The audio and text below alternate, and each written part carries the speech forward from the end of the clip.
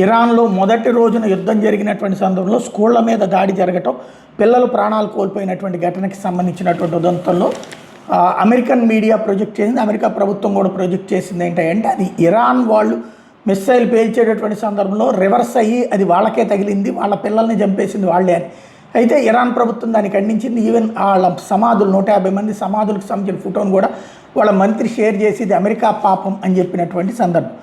అయితే ఇప్పుడు ఫిబ్రవరి దాని మీద ఎంక్వైరీ ఇరాన్ ఆదేశించింది.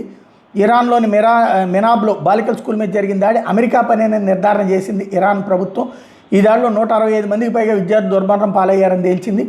అమెరికా యుద్ధ విమానాలను తీసుకొచ్చినటువంటి బాంబు పాఠశాల ఆవరణ మీద పడి పేలిపోయిందన్నది ఇరాన్ రక్షణ శాఖ చెప్తోంది. అదంతా కావాలని చెప్తున్నటువంటి అబద్ధం, మేము స్కూల్ మీద వేయలేదు, మాకు పక్కాగా ఉంది, అది కేవలం ఇరాన్ వాళ్లే చేసుకున్నటువంటిది అని మరొక వైపున అమెరికా ఇంకా వాదిస్తూ ఉంది.